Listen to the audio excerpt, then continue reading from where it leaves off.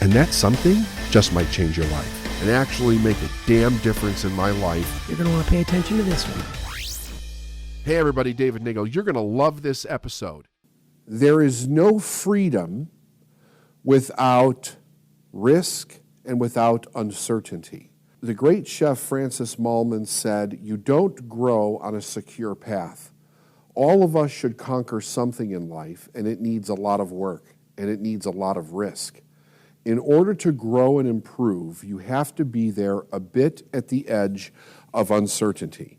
I think that true freedom teaches us true responsibility, but from a place of being responsible to ourself first. I know this to be true because I've experienced this in my life, and I've watched other people who have experienced this in their life. The idea that people are under so much stress and pressure from responsibility comes from, I believe, the fact that they're not being responsible to themselves first, which is also an indication that they really don't love themselves, but we'll just stick with those two for right now. The idea that a person is not responsible to themselves is a denial, in fact, of who they really are and what they really want. And when that disappears and a person really accepts responsibility for who they are, they give themselves permission to live a completely different life and in a completely different world from everyone else. That takes all the pressure off of any other responsibilities that they have in their life, and here's why. Number one, they will only do the things that they want to do in life. They will learn how to say no to what they don't want to do. They will not hang around people that they don't want to be around. They will not do work in life that they don't love to do. The whole key to getting rid of stress and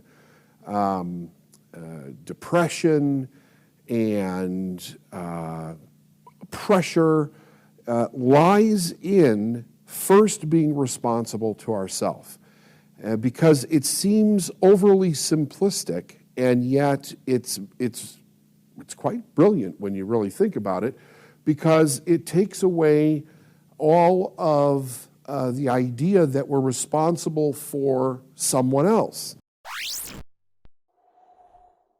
You have to let go of individuals in your life that are either toxic or no longer serving you if you're actually going to experience the idea of bringing in individuals into your life that are in harmony with you, that are part of your vision.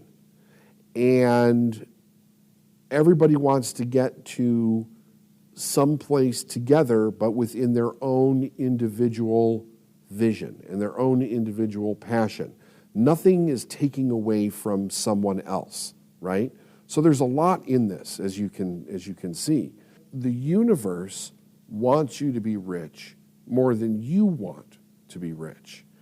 And I thought, wow, there is a really powerful truth in that, because we come from an idea of more life, of contribution, of purpose. We all have a purpose. And if we have a purpose, then that means that whatever it is that created us for that purpose also created everything that we need for the fulfillment of that purpose.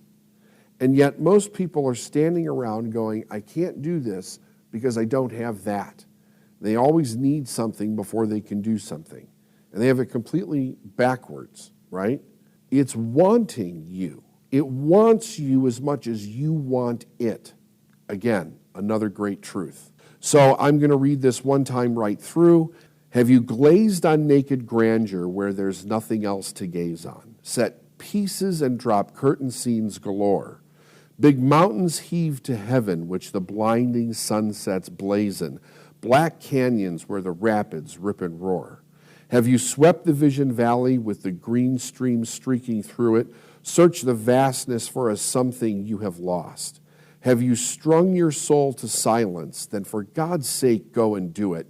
Hear the challenge, learn the lesson, pay the cost.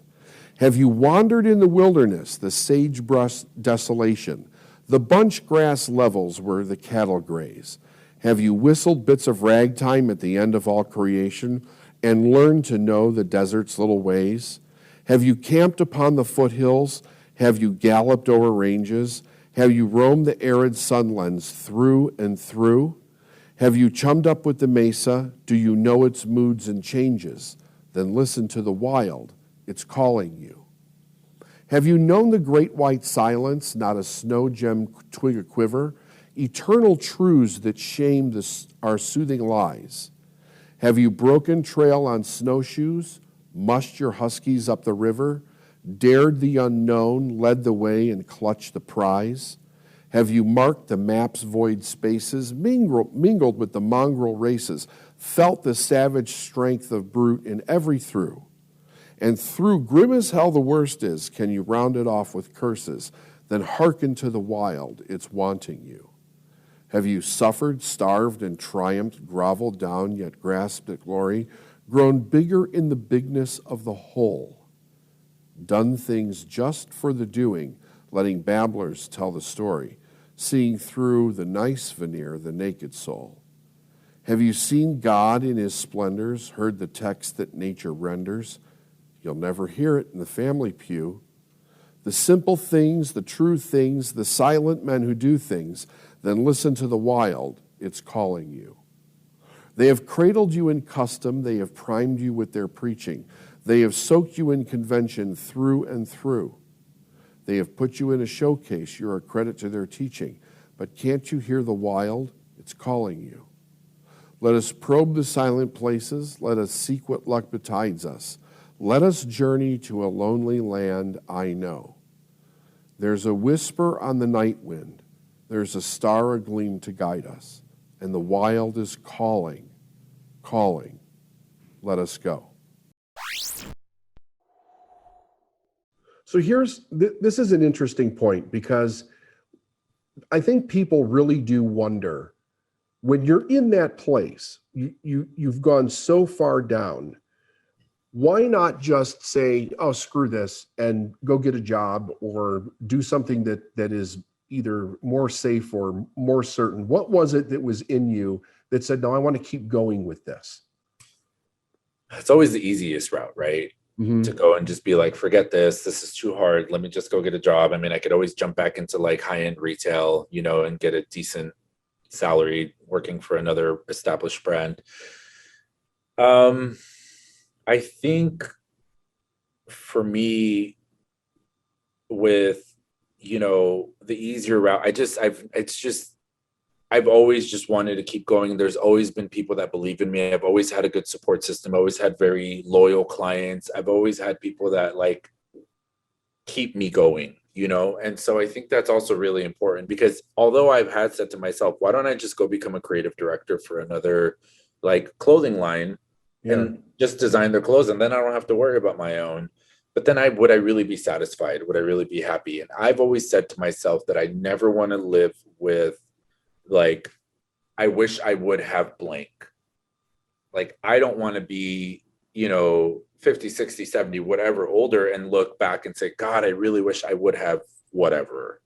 Right. I wish I wouldn't have given up. I wish I would have just stuck to it. You know what I mean? Like, I just have always kept continuing and finding ways. And I really continued to, I went into it full force at the worst, craziest time. I filmed Next in Fashion, maybe like 5 months after I started at the new location.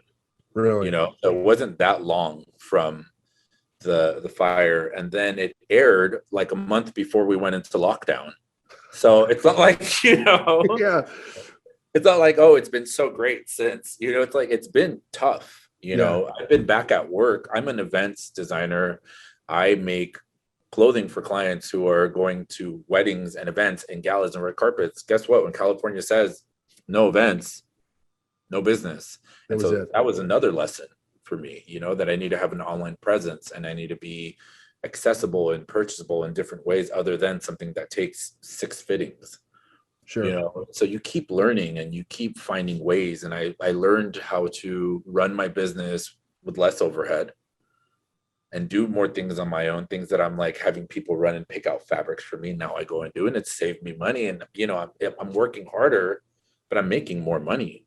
Yeah. Also, you know, there's more profit in what I'm doing now. And so it's like, I don't know, giving up for me is not an option.